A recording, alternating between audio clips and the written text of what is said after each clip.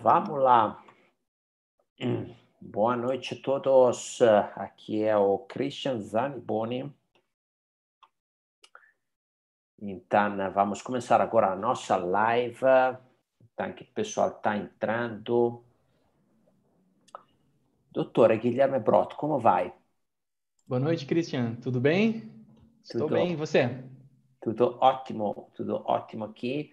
Deixa eu só dar uma conferida que a transmissão está indo bem. Bom, estou acompanhando também lá, né? Ok, estamos indo muito bem, Guilherme. Então, Guilherme, como vai? Boa noite, temos uma live fantástica hoje, né? E vamos esperar um minutinho que pessoas entram. Enquanto isso, vou explicar algumas coisas interessantes sobre a nossa live, né? Eu sou Christian Zaniboni, por quem não me conhece ainda, sou sócio-gerente aqui da Kinetec. Conosco temos nosso convidado científico, o doutor em biomecânica, o doutor Guilherme Brott, né? Que, para quem não conhece ainda, é o nosso convidado clássico quando falamos de biomecânica e de ciência e de corrida também, né? E aí, hoje, né, nós temos uma live muito interessante, porque hoje nós vamos falar de um tema, para mim, espetacular, que é a mecânica muscular durante a corrida, né, Guilherme? Isso mesmo. Hoje a gente vai entrar num tópico que o Christian sabe que eu gosto bastante, que é nas ciências básicas, e vamos trazer a ciência básica até a aplicação na biomecânica da corrida. Então, trazer autores clássicos também, relembrando um pouco como que a gente pode aplicar as ciências básicas da biomecânica em contextos mais da prática. Fantástico. E aí, nós hoje falaremos sobre relação força-comprimento e força-velocidade aplicada ao treinamento da corrida. Então, Exatamente. pessoal, papel, caneta, né? Papel, o contrário, papel e caneta, se preparem para anotar, porque hoje o Guilherme vai dar um conteúdo sério. Hoje vamos ter um conteúdo um pouco mais profundo, né, a respeito dos conteúdos que estamos colocando por enquanto ali para nos nossos grupos, né, de imersão, que no grupo de imersão vocês estão vendo alguns conteúdos básicos, hoje já um conteúdo um pouco mais profundo, tá? Outra coisa muito importante, papel e caneta, desliguem as interrupções. Desliguem celulares, desliguem notificações, desliguem interrupções, porque aqui nós vamos ter um fluxo, né, um raciocínio que vai seguir um fluxo, e aí vocês não podem ser interrompidos neste fluxo, porque o conteúdo é denso e precisa da vossa atenção. Então, vamos ver um pouquinho de gente que está entrando aqui. Vemos já vários amigos entrando. Boa noite, né? A gente viu que o Guilherme Braga, que também fez algumas lives já conosco, né? Bem legal o tema que abordamos com o Guilherme também, né? Ricardo Gredes pergunta, ainda não começou? Começamos, Ricardo. Temos um pequeno delay, tá? Temos um pequeno delay aqui entre as perguntas e nós, tá? Então, isso, né? Bastante gente entrando aqui. Então, agora vou falar sobre uma questão importante. O Guilherme vai trazer conteúdo para nós. Sem dúvida vão surgir dúvidas. Vocês podem colocar lá na chat, porque nós vamos ler com calma a chat e responder as perguntas no final da nossa live. Não vou colocar as perguntas durante o raciocínio do Guilherme, justamente para não interromper o raciocínio, né? E aí, no final, podemos responder as perguntas de vocês.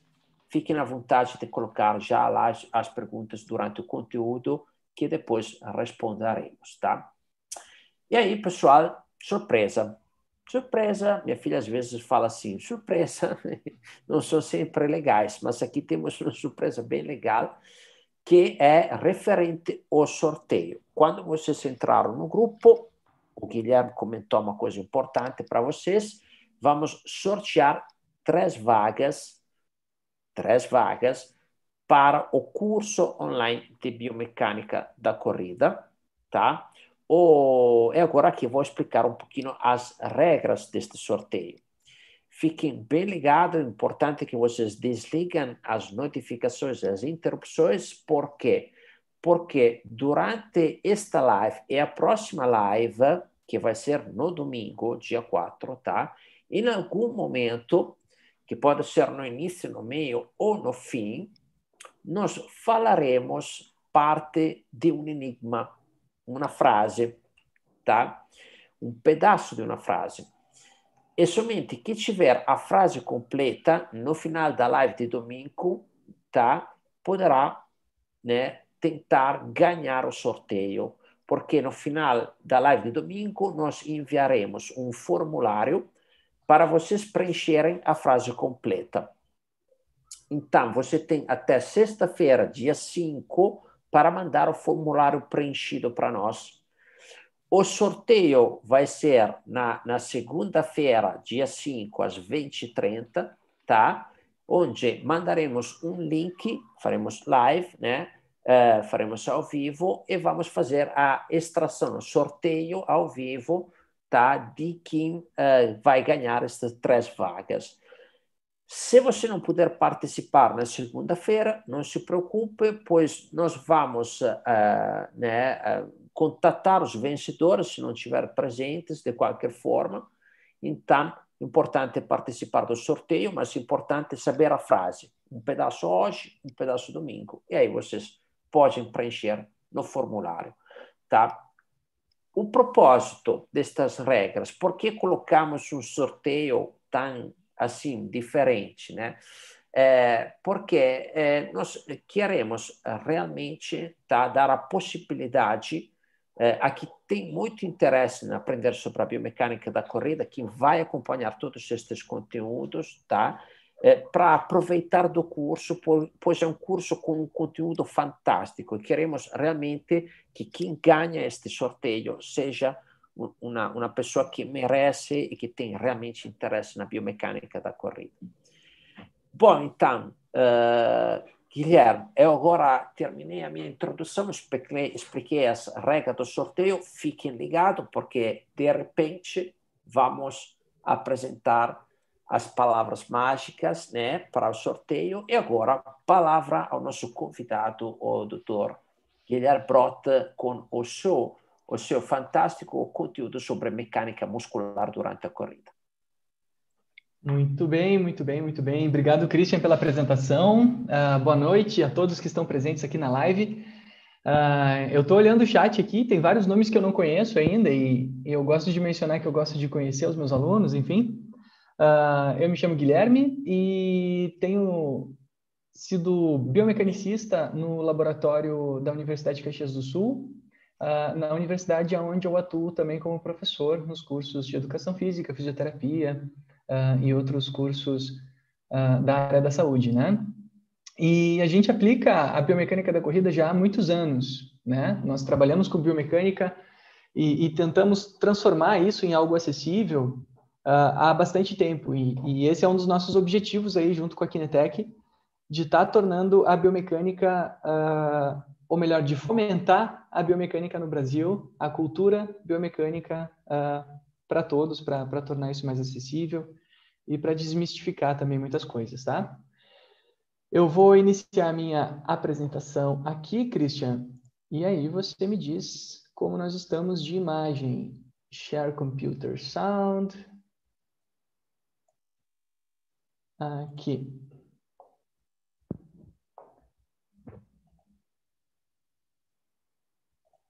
Como nós estamos de imagem, Christian? Bom, aqui para mim aparece bem. Vamos ver agora no YouTube se está entrando também. Mais um segundinho. Entrou. Pode ir, Guilherme. Maravilha. Então tá. Pessoal, como eu mencionei no início da live, eu gosto bastante de trabalhar esses elementos que vão desde a biomecânica básica até os aspectos mais avançados e aplicados à biomecânica esportiva. E eu trouxe esse tema de mecânica muscular durante a corrida, porque é um tópico que ele é inédito para mim, para dar essa aula. Então, eu disse para o Christian, eu quero dar uma aula de um assunto que eu não dei ainda, porque a gente já tem tantas lives aí no canal da Kinetec, tem uma centena delas já. Eu disse, eu quero dar uma aula de uma coisa nova, quero me desafiar a montar um novo assunto para o pessoal que vai nos assistir. Então, essa aula depois, ela ainda não foi dada nem no curso que nós temos, e então acho que é um assunto muito bacana da gente estar mencionando, tá? Bom, eu não sei, aqui podem se manifestar no chat, gente, quem é estudante formado na área da fisioterapia, da educação física, na área da medicina também, temos médicos do esporte, eu já vi que entraram alguns que eu conheço aqui, ortopedistas também. Vocês já devem ter ouvido falar da curva de relação força-comprimento muscular, né? Nessa curva, nós aprendemos, a partir do modelo de Huxley, né, que uma série de pontes cruzadas determinam a capacidade de produção de força do músculo.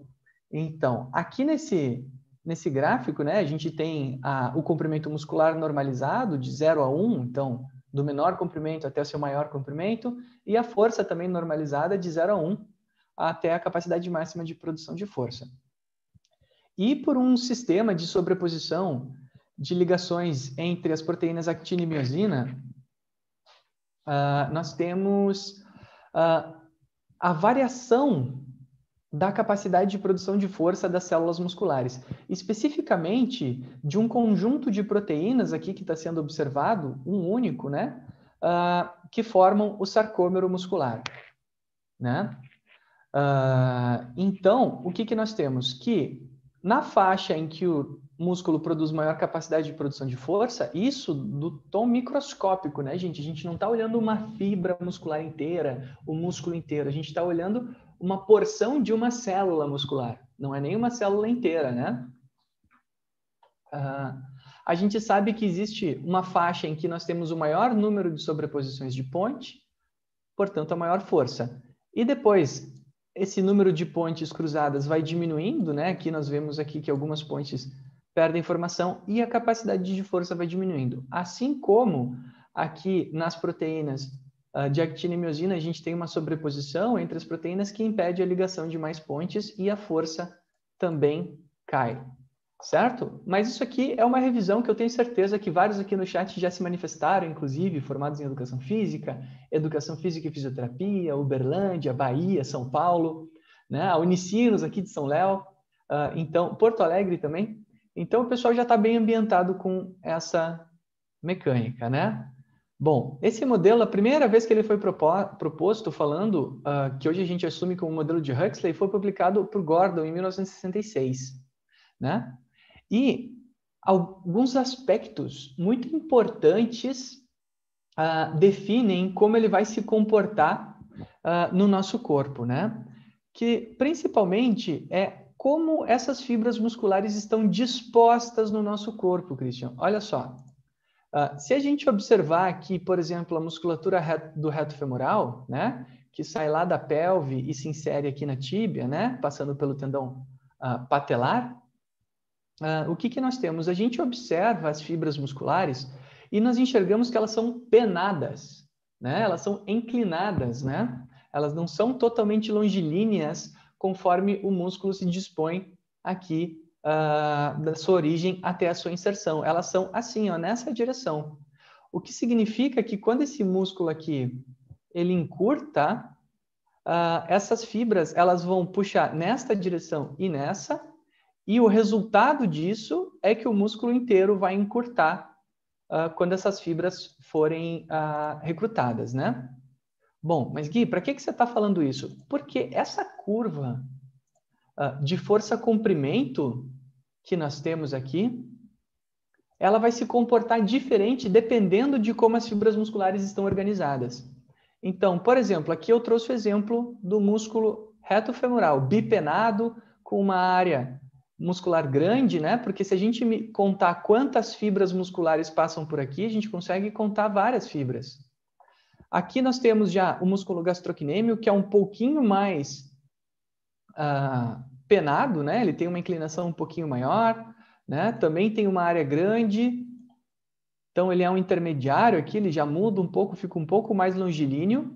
E nós temos aqui, por exemplo, a musculatura ilíaca e psoas, né? Ou o ilio-psoas, né? Que são dois músculos que a gente junta eles devido à função muito parecida.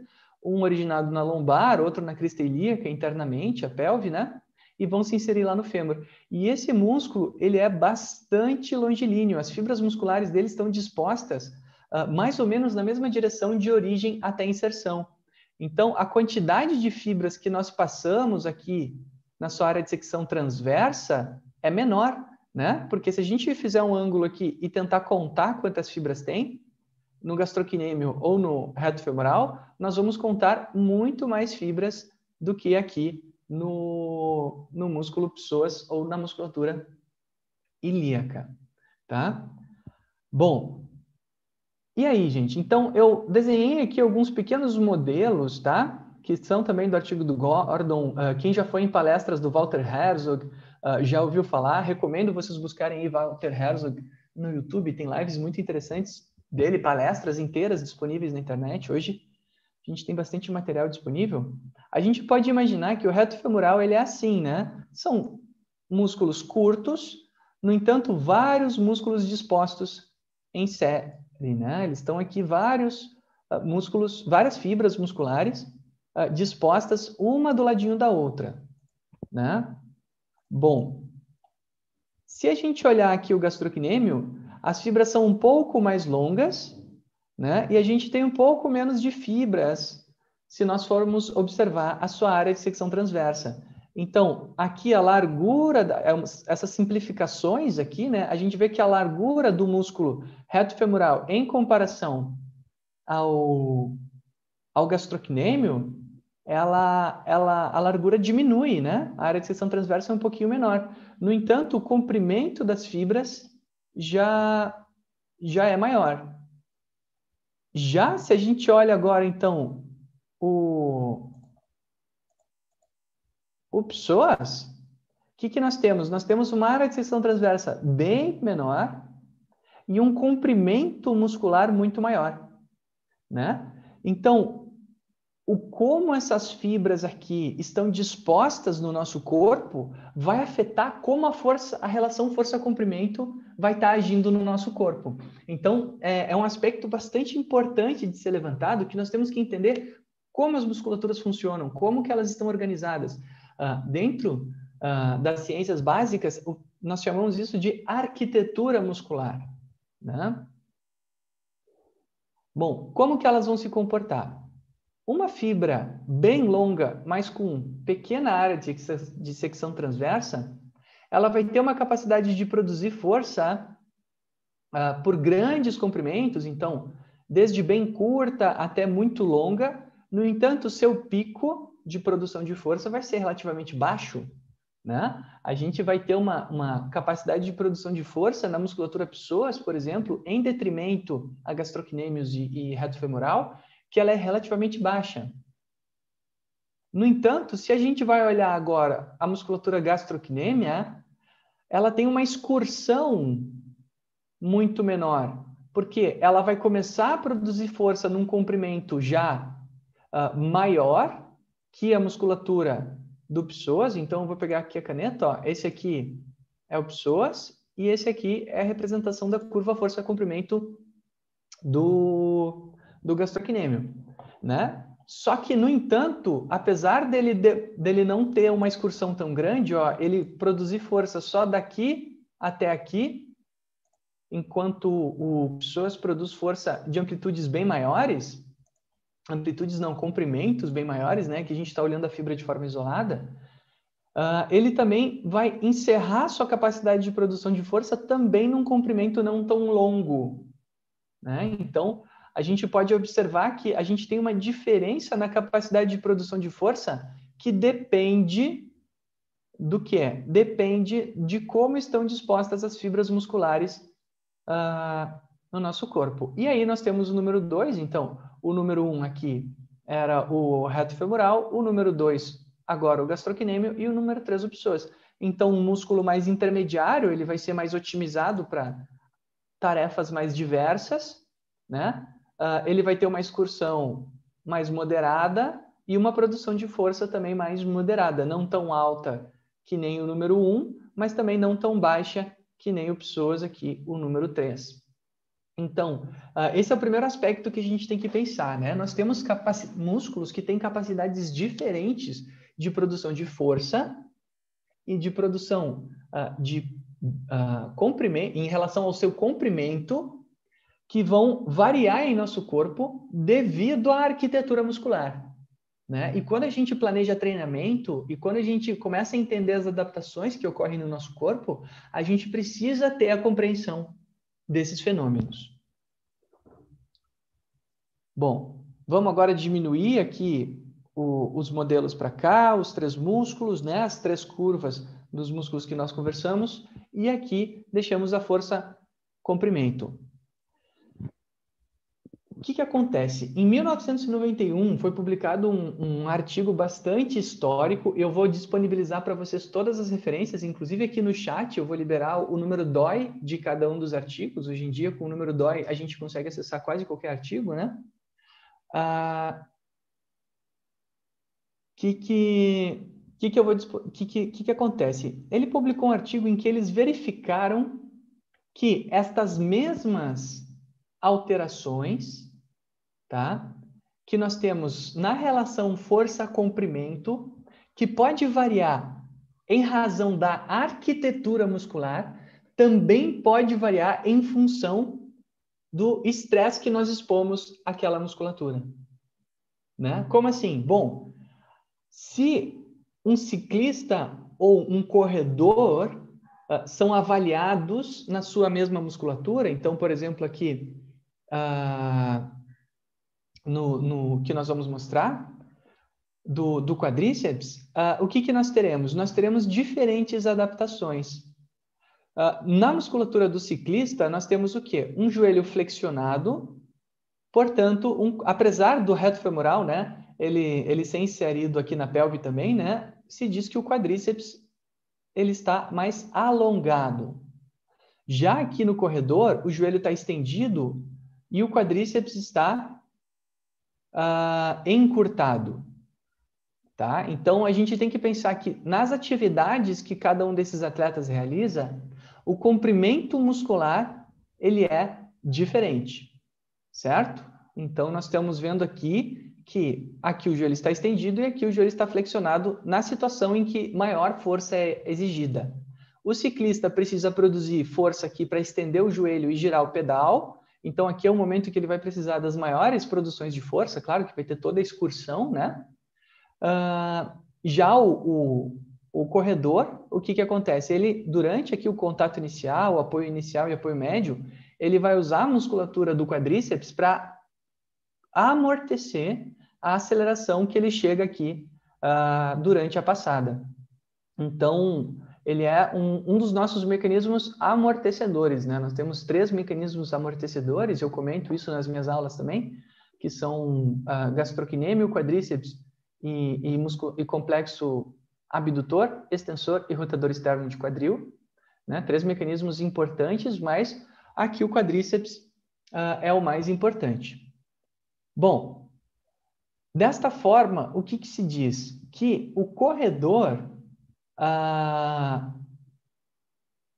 ele vai estar agindo com a sua musculatura, com as suas fibras musculares, com seus sarcômeros, em comprimentos menores do que o ciclista.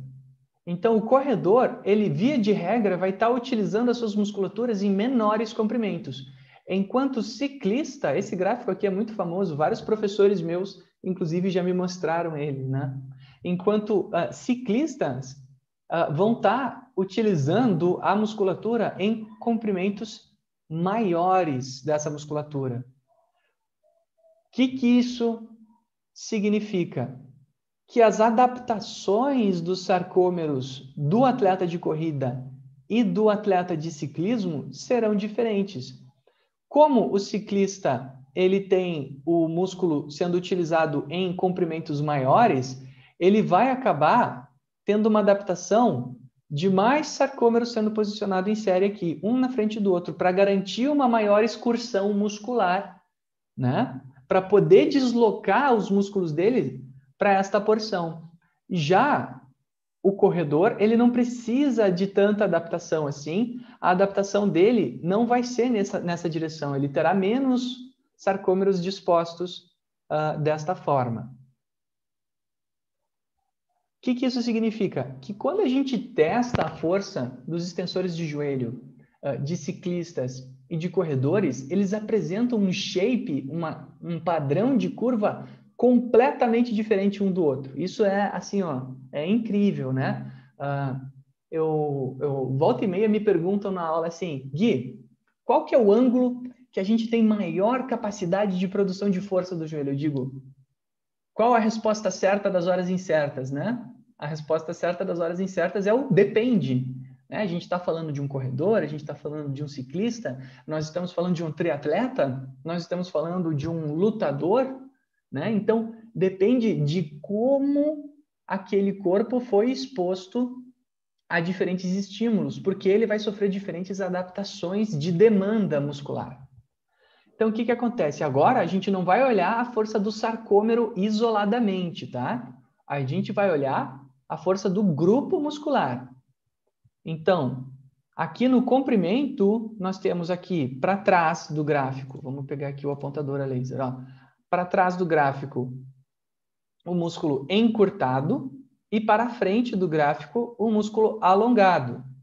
Então, significa que aqui o joelho está estendido e aqui o joelho está flexionado, tá? Isso é uma coisa que às vezes é meio confuso, tá, gente? Então, como o Christian disse, né? Larguem as distrações agora, porque esse é um momento que a gente tem que prestar atenção, assim, porque faz diferença. Bom, o que nós temos? Vamos passar aqui.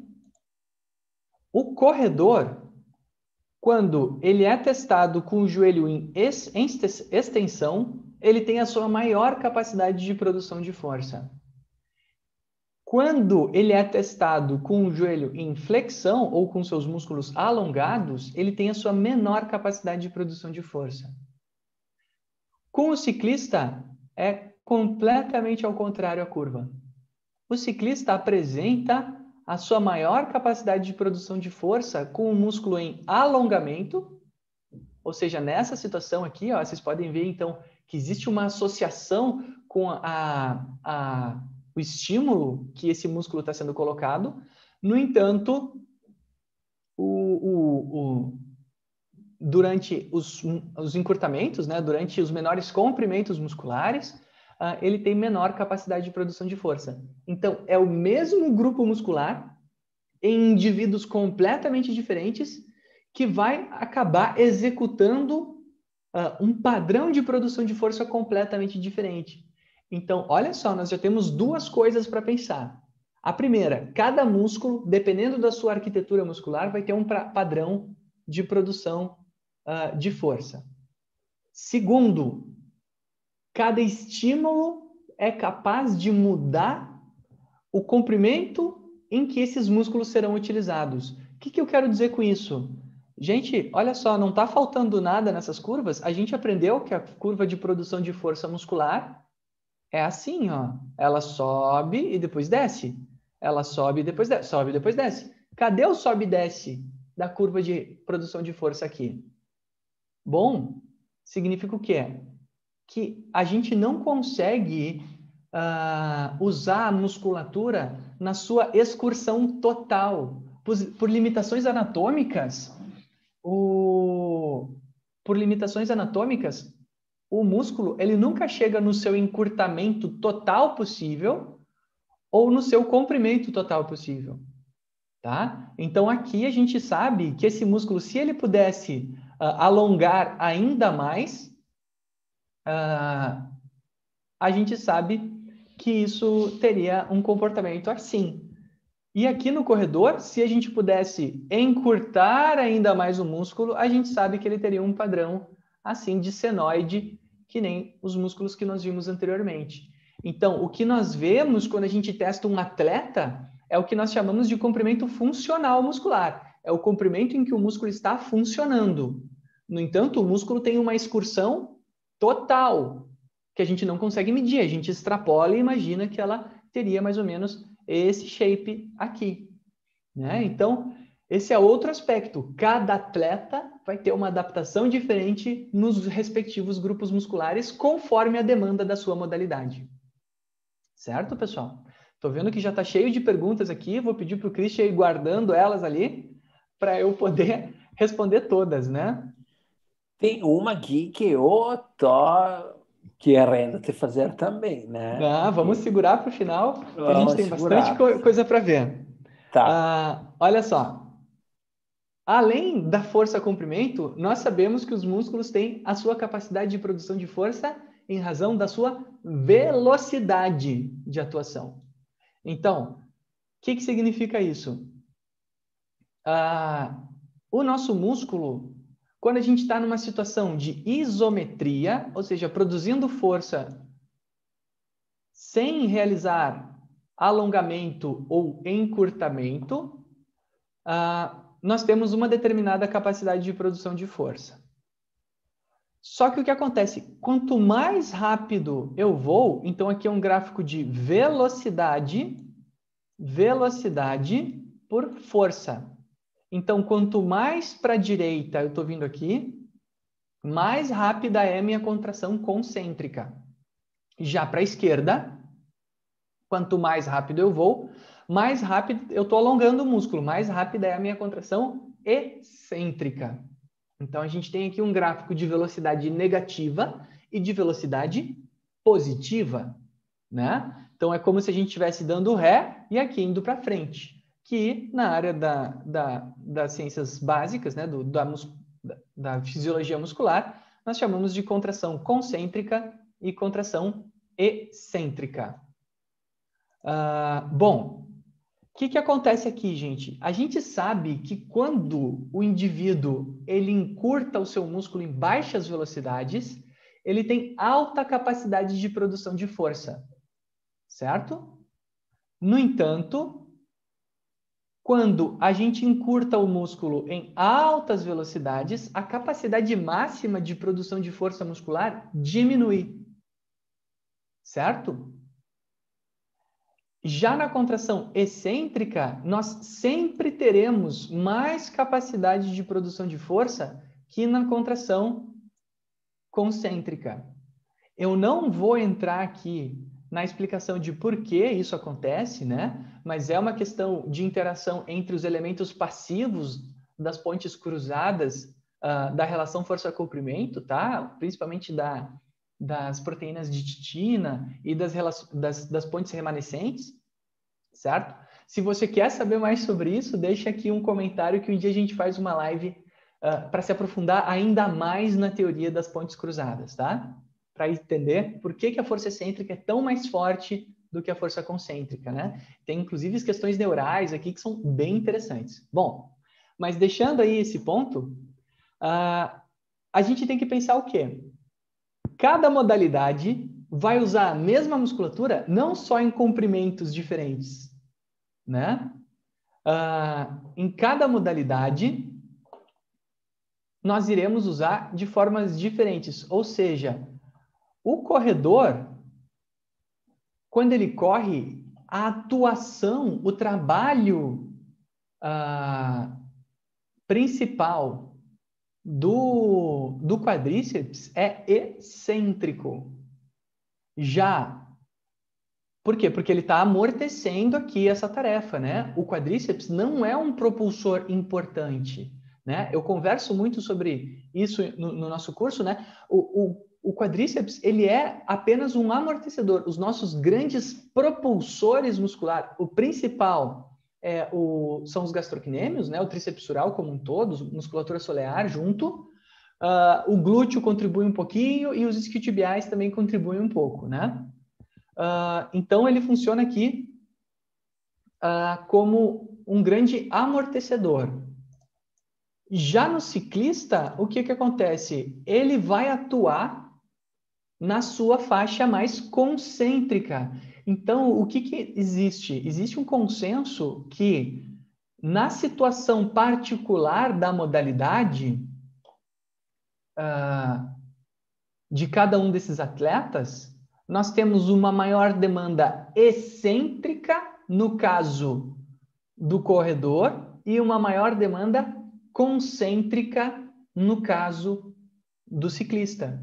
Pô, Gui, mas tu falou que era biomecânica da corrida. Gente, eu sei, mas é que eu preciso apresentar a comparação disso com outras modalidades para vocês entenderem aonde eu estou querendo chegar, né? Que é o quê? A especificidade da função muscular na tarefa de correr, né? Que aqui é basicamente maior com a musculatura relativamente encurtada durante situação de aterrissagem, durante situação excêntrica, né? Então a gente já consegue.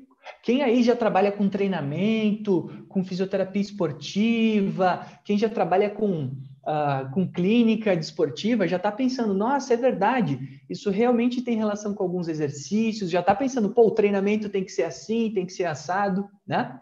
A gente já começa a imaginar possíveis aplicações. E isso tudo é verdade. A partir do momento que a gente entende função em relação à arquitetura muscular, a gente já consegue determinar aplicações para essa musculatura. Bom, vamos guardar esse gráfico aqui. Gente, eu estou guardando os gráficos todos aqui para eles ficarem na memória, né? Porque a gente está construindo uma série de conhecimentos que normalmente demora um pouquinho mais para a gente estar desenvolvendo. Então, eu estou tentando hoje trazer o máximo de conteúdo possível numa situação de maior didática possível e aplicabilidade possível, tá? Bom, já vi que numa pergunta aqui no chat veio uma coisa que perguntaram para o Walter Herzog também quando eu estava numa palestra. Olha só, gente. Vou responder, mantenham essas perguntas aí. Quem tem perguntas, gente, vai fazendo e guarda no chat que eu faço questão de responder todas, hein? E aí eu trago... Um pouquinho, fiquem ligados, porque vamos ter daqui um pouquinho um pedaço da frase mágica, né? Então, fiquem ligados, pessoal. Aguardem mais um pouquinho, tá? Exatamente. Paciência aí, gente. Olha só. Existe também uma teoria que se diz da estabilidade das tarefas.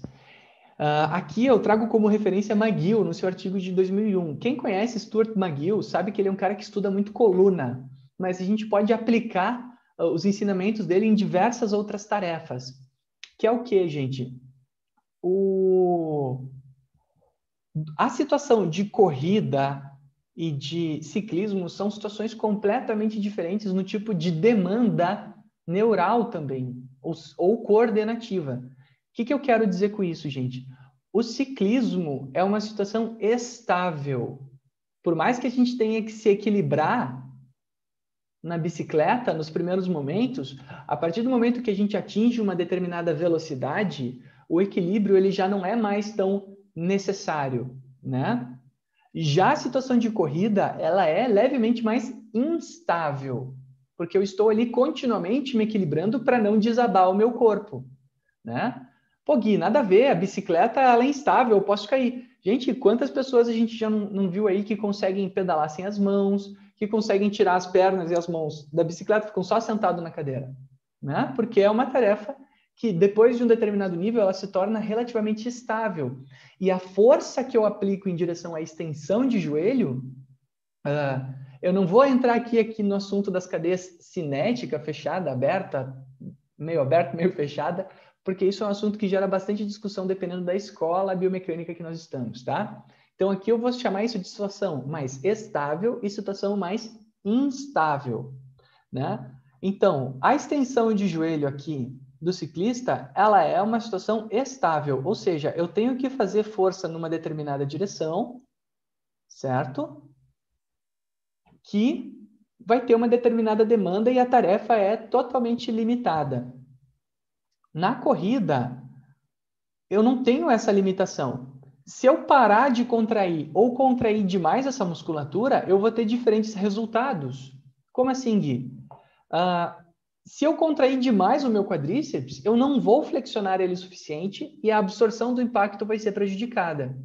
Se eu contrair de menos, eu também vou entrar em colapso, vou ter uma grande flexão do quadril e vou ter um aumento da minha demanda energética. Então, quando eu estou correndo, a minha tendência de erro é levemente maior. Claro que aqui esses modelos estão bem exagerados, né? Ou seja, eu tenho essa bolinha, se ela não for precisamente no ponto certo, eu posso cair para um lado ou eu posso cair para o outro.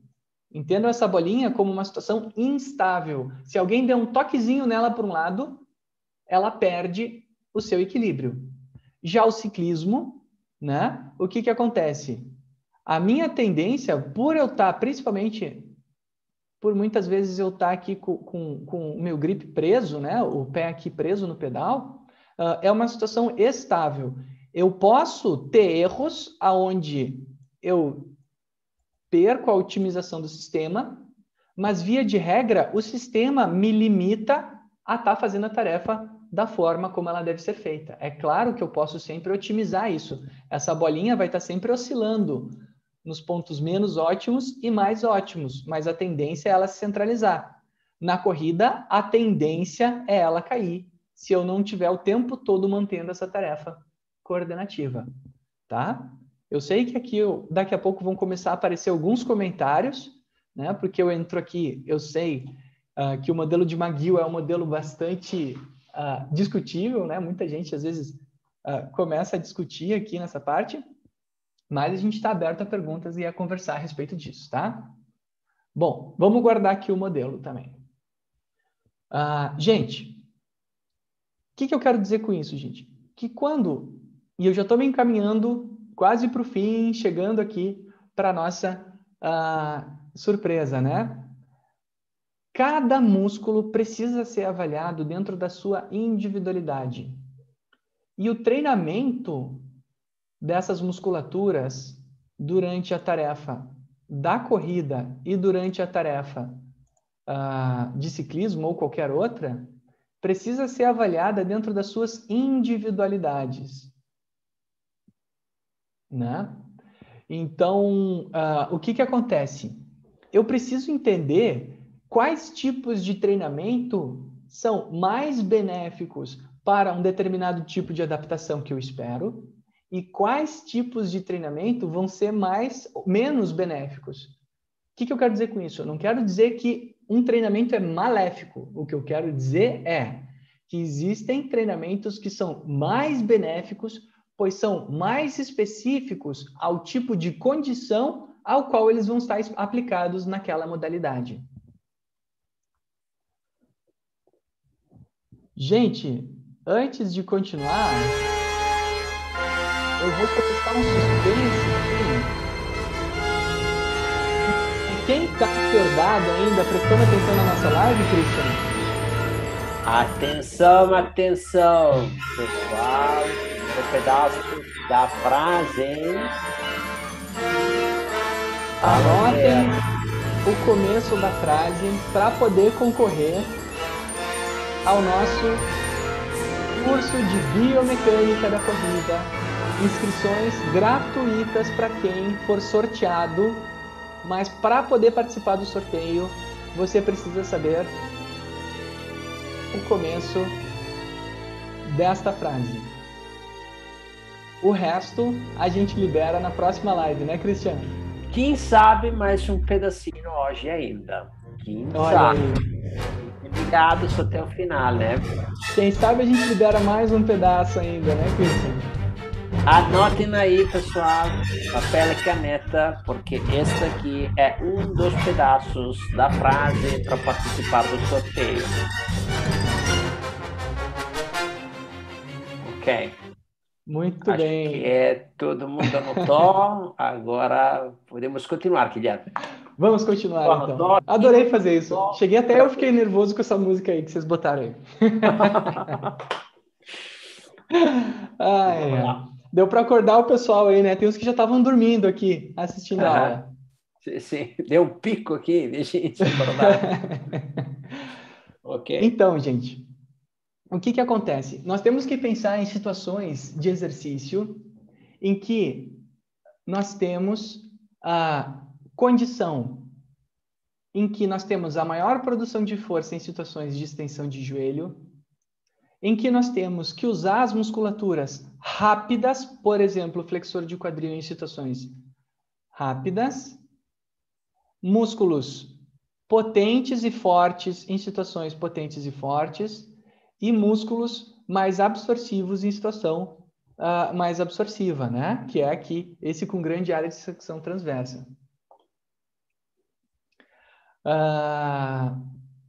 Então, gente, aonde a gente entra aqui? Que alguns estudos estão trazendo um elemento que eu acho muito interessante, Christian, que é o seguinte: a gente está muito acostumado em treinar força daquela forma tradicional. Eu vou treinar quadríceps, eu vou treinar no extensor de joelho. Eu vou treinar glúteos, eu vou treinar o agachamento. Eu vou treinar panturrilha, eu vou treinar, sabe? Naquelas situações controladas e limitadas. No entanto, elas não refletem necessariamente duas coisas: a arquitetura muscular e a função muscular aos quais eles estão aplicados. E aí a gente entra numa das minhas paixões dentro da área da biomecânica, que é o quê? O treinamento neuromotor com saltos, né?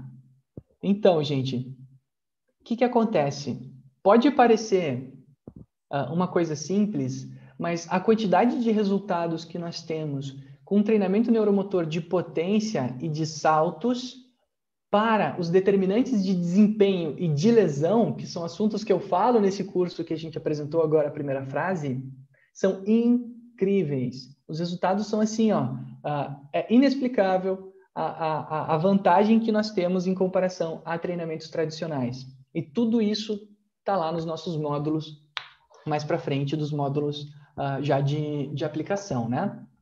Então, mas uma coisa importante. Aqui, gente, eu estou seguindo os princípios de especificidade e progressão de Matveev, certo? Ou seja, eu preciso sempre evoluir a distância desse salto e a altura desse salto. É claro que eu não preciso saltar quase a minha própria altura aqui com esses suportes, né? Aqui a gente está falando de jogador de basquete, né? Atletas de ponta. Mas a progressão, ela deve ser dada desta forma. Então, o que eu quero que vocês observem? Que no salto horizontal, o treinamento dessa forma, nós estamos utilizando o tríceps sural em alta velocidade, nós estamos utilizando essa musculatura no comprimento semelhante ao da corrida, e o quadríceps nós estamos usando também para amortecimento, como a situação aqui da corrida. Gui, quer dizer que eu tenho que parar de treinar força? Não, gente! Acrescentem o que nós chamamos de treinamento neuromotor. Acrescentem tarefas de altíssima complexidade. Tá? Esses exercícios podem evoluir, por exemplo, para pliométricos unipodais. Né? Dentro da educação física, nós chamamos isso de exercícios pliométricos. Né? Eles podem evoluir para exercícios pliométricos em apoio unipodal, né? Onde eu aumento ainda mais o desafio da tarefa, certo? Ou então, para saltos laterais. Mas lembrem-se, sempre deve haver progressão. Apesar desse senhorzinho aqui estar fazendo um salto muito simples, eu preciso realizar a progressão do treino, certo? Onde eu vou aumentando a distância e a meta. Eu chamei aqui de meta, e a meta de evolução da tarefa. Então, eu tenho que saltar cada vez mais alto, saltar cada vez mais distante, né? Com cuidado com os determinantes. Porque uma coisa que eu falo muito é que a gente também pode fazer a avaliação qualitativa do salto. E aqui eu vou lembrar mais uma coisa para vocês, né? Quem estiver participando aí do nosso grupo pode acabar ganhando um brinde também, que é a nossa avaliação, a nossa planilha de avaliação da qualidade dos saltos. Então, ali as meninas, a Roberta, a Fernanda, as meninas ali estão sempre de olho no grupo e já fizeram vários comentários a respeito disso, tá? Então, a gente sempre tem que estar de olho também nos determinantes, reversão de tornozelo, adução do quadril, elevação da pelve, né? Então, são vários movimentos que nós devemos estar observando. Gente, dei toda essa volta aqui para mostrar para vocês que, se nós olharmos lá da célula muscular, ou melhor, do sarcômero, a porção menor da célula muscular, nós conseguimos trazer correlações com a prática e com o treinamento na área da corrida. Certo, pessoal? Aqui estão as referências que eu utilizei para construir a aula. Eu vou disponibilizar todas elas no chat. Obrigado. Abro espaço para perguntas de quem quiser fazer as suas perguntas. Ótimo, Gui. Conteúdo denso isso daqui, hein? Foi, né? Escuta, bastante denso, bastante denso. Uma aula muito bacana que envolveu vários aspectos da biomecânica. Eu vou pedir, Guilherme, se tu pode parar de compartilhar a tela, que voltamos aqui com as nossas câmeras para os nossos participantes. Então, bate aí, se vocês gostaram deste conteúdo, né? Bate um dedo para cima, só para a gente ver um pouquinho as opiniões de vocês. E agora podemos liberar as perguntas. Então, que liberamos as perguntas, vamos ver agora um pouquinho de perguntas que já foram feitas, Guilherme. Vou um pouquinho por trás, vamos ver aqui, primeiro que encontro, então cumprimentando o pessoal de Guarujá também, de Anápolis, de Caxias do Sul, Florianópolis. Aqui eles colocou, você está dizendo, o Marcel Serra, que fez bastante pergunta, Marcel. Obrigado, Marcel, pelas perguntas. Vamos agora analisá-las um pouquinho. Você está dizendo que o gastrocnêmio é proporcionalmente mais fraco que o reto femoral. Não, então, a questão aqui que eu trouxe ali de comparação entre os músculos foi para expressar a relação que eles têm entre o comprimento muscular e a área de secção transversa, né? Eles são adimensionais, vamos pensar assim, tá, Christian? A gente, claro, se a gente testar a força de extensão de joelho, de flexão plantar, e depois olhar esses valores, otimizar e dividir por fibras musculares, a gente pode ter valores diferentes. Eu não sei exatamente o quanto que é a força dessas musculaturas de forma isolada, mas aqui eu construí ali uma questão para ver a proporcionalidade entre o comprimento e a área dos músculos, né? Tanto que eu sempre deixei 100 unidades, né? Não disse tantos newtons, né? Tantos centímetros. Ok, ótimo. Continuando, Guilherme. Deixa eu ver aqui onde é que eu estava, mais fraco, ok.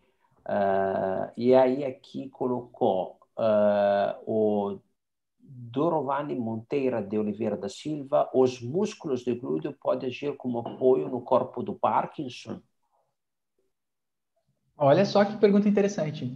A gente sabe que o parkinsoniano, né, ele vai ter também adaptações do ponto de vista de comprimento muscular, né, por causa das adaptações neurais que ele tem, das alterações neurais que ele apresenta.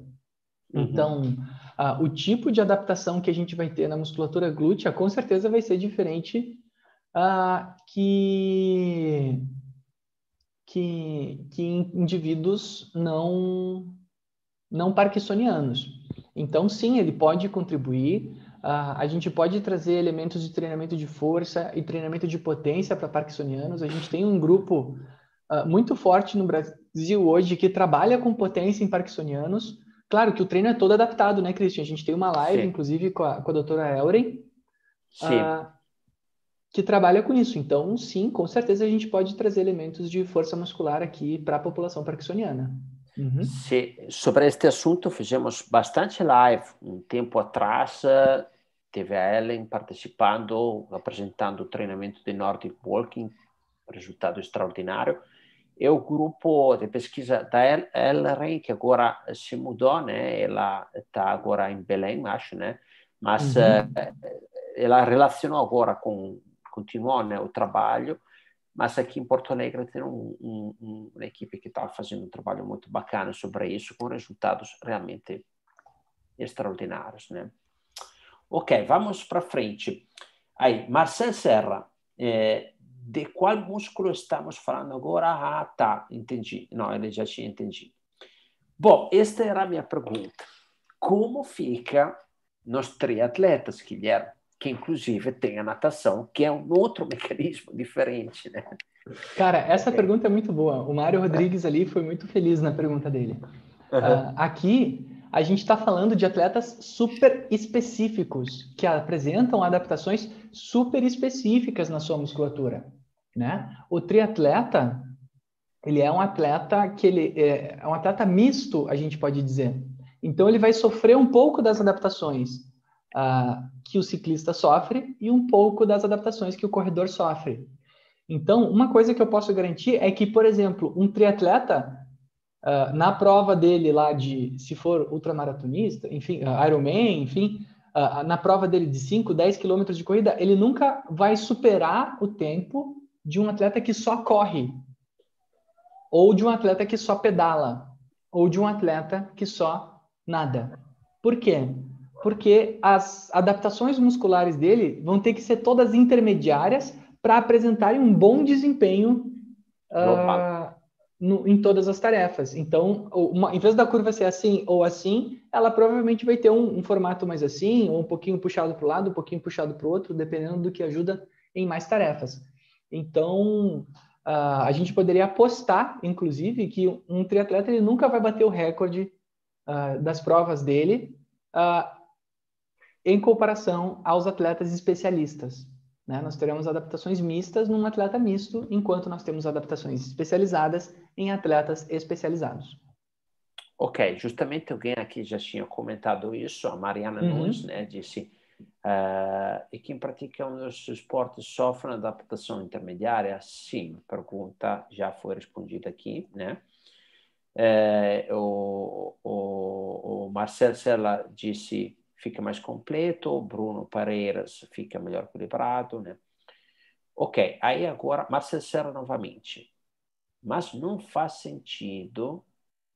Queria saber como essa força são calculada. Afinal, o maior torque do ciclista quando o joelho dele está bem fletido, vem dos glúteos e não do quadríceps. Eu acho que aqui tu estava mais explicando a questão do quadríceps mesmo que exatamente, né? a Claro que produção outros de músculos... força. Exatamente, é claro que outros músculos vão contribuir, né? Mas especificamente naquela situação, aquele músculo tem aquela demanda que a gente apresentou. Então é óbvio que a gente pode ver a situação mais global, apresentando o comportamento de outras articulações e outros grupos musculares, mas o quadríceps ele tem essa função aqui especificamente durante essa tarefa. Ok. E aí, continuando, Joana Pietri. Utilizar a bicicleta como forma de treinamento de recuperação por questão de lesão ao mesmo um treino regenerativo para um corredor é válido? Foi exatamente a pergunta que eu olhei antes quando eu estava dando aula. Eu achei essa pergunta super interessante e eu nunca tinha pensado nisso, mas sim, né? A gente pode usar um método de treinamento diferente do nosso, né? A gente fala muito disso em periodização, né? Sim. Durante os ciclos recuperativos, utilizar treinamentos diferentes do nosso que não causem o mesmo tipo de estresse, a fim de garantir recuperação completa sem perder condicionamento. Então, a colocação aqui do João, é isso? Foi perfeita. Nossa, foi muito legal, assim, mesmo. Foi alguém que conseguiu juntar a biomecânica, a fisiologia e o treinamento desportivo numa colocação só. Foi muito boa. Eu, quando jogava futebol, que me lesionava muito, sempre me mandavam recuperar fazendo natação primeiro e bicicleta depois. Sempre. Antes de começar com algum, pelo menos na época. Eu não sei se eles sabiam disso, mas dava a recuperação era razoavelmente rápida, acho. Ok, vamos para frente. Mais perguntas aqui. Como a forma de contração é diferente entre a corrida e ciclismo? Acredito que a recuperação na corrida mesmo, o João colocou, mas o Guilherme disse que talvez pode ser um auxílio bom, né?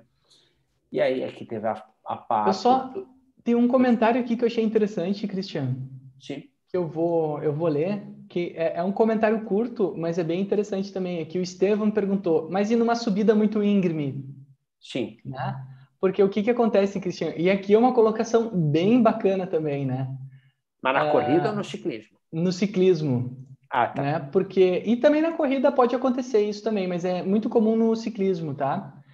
Quando a gente está andando de bicicleta no ciclismo, se a gente está no plano, e essa observação aqui são para ciclistas de plano, a gente começa produzindo mais força logo lá em cima no pedal, tá? Quando a subida é muito íngreme, a maior taxa de produção de força é quando o pedal já está mais à frente.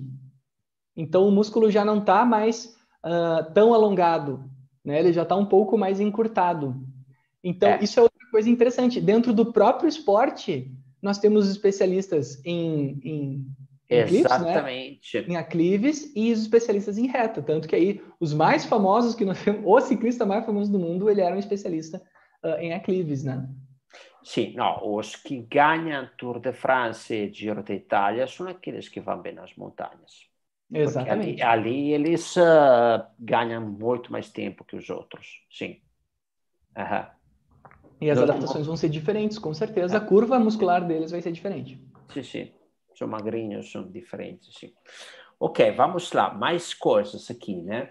Agora, deixa eu ver aqui. Excelente aula. Treinador, eu também. Muito bom, parabéns, professora. E aí, aqui.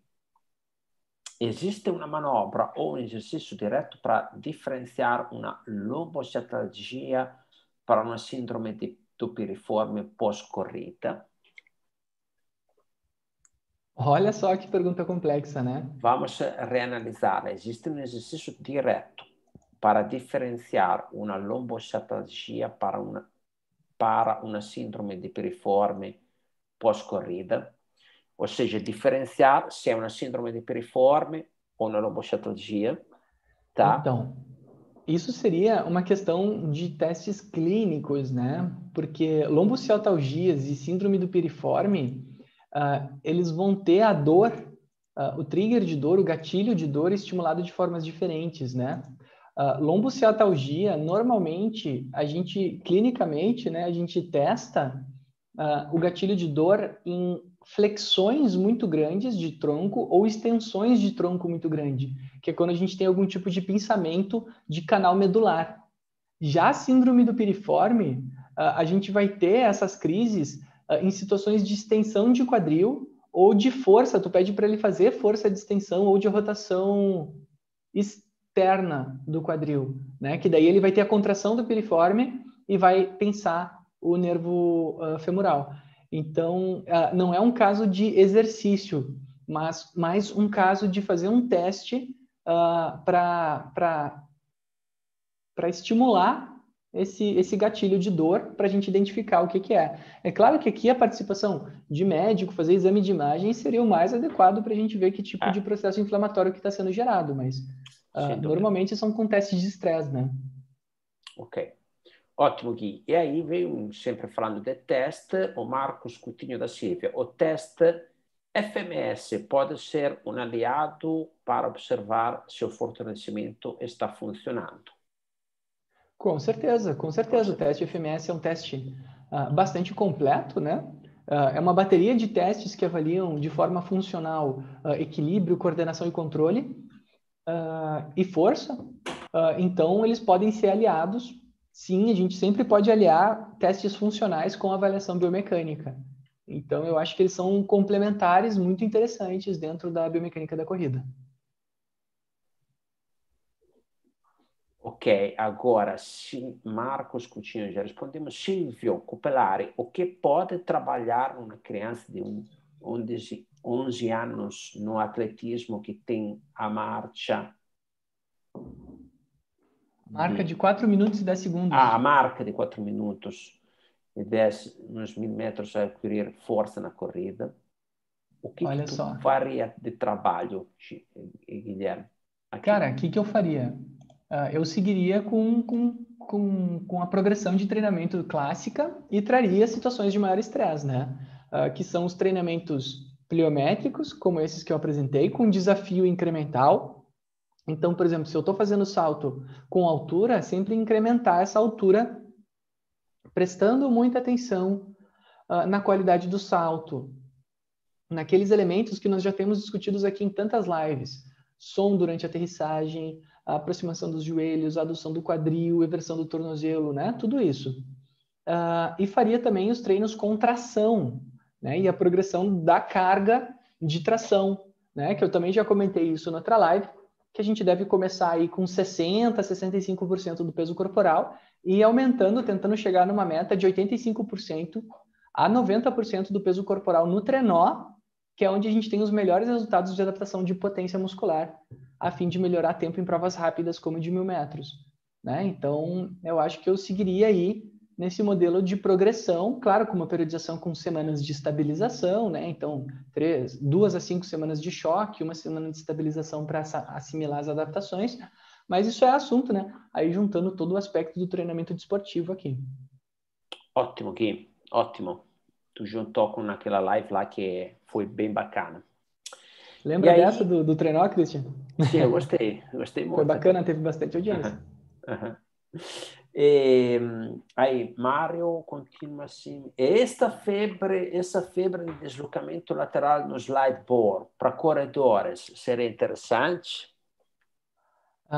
Mário, eu sou favorável a qualquer estímulo que desenvolva a propriocepção. O slide board, ele é um estímulo proprioceptivo, ou seja, para eu sentir aonde está o meu corpo em relação ao ambiente. Então, ele provoca uma instabilidade muito grande, né?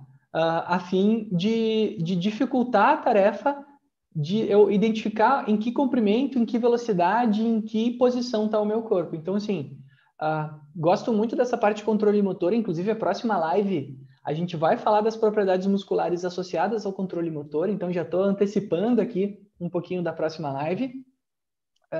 E vai ter tudo a ver, por exemplo, com o slide board, tá? Que vai ter a parte do treinamento proprioceptivo agora. Fantástico, fantástico. E agora mais algumas perguntinhas, acho que estamos já chegando no final, né? Parabéns pela aula, do Hélio, a Nádia, excelente aula. Agora, Fabrício Santana da Silva.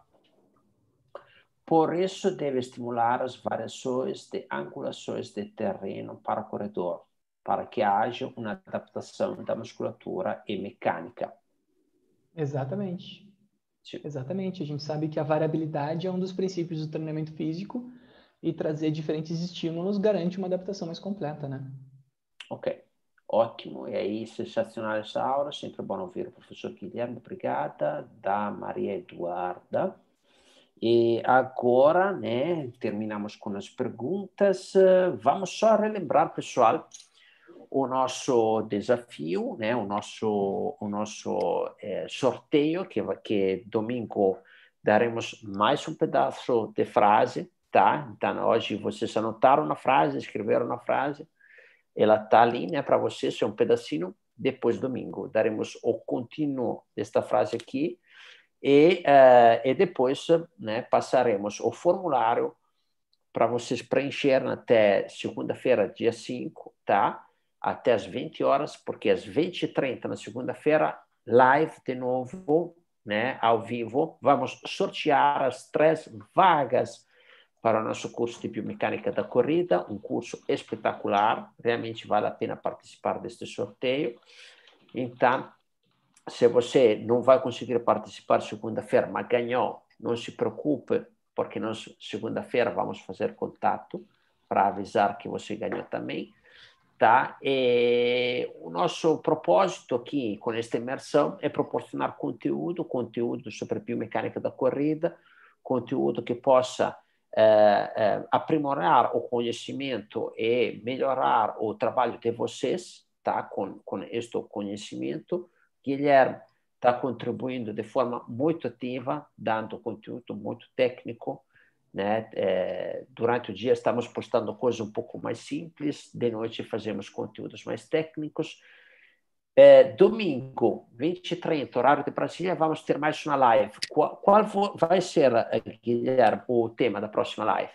Agora, hoje nós falamos sobre mecânica muscular. Na próxima live nós falaremos sobre propriedades musculares, que daí a gente vai entrar um pouquinho menos na mecânica, mas mais na estrutura e função muscular. Muito bem, pessoal. Acho que hoje é isso aí, tá? Agradeço a todos pela participação. Vocês foram muito numerosos. Espero que estejam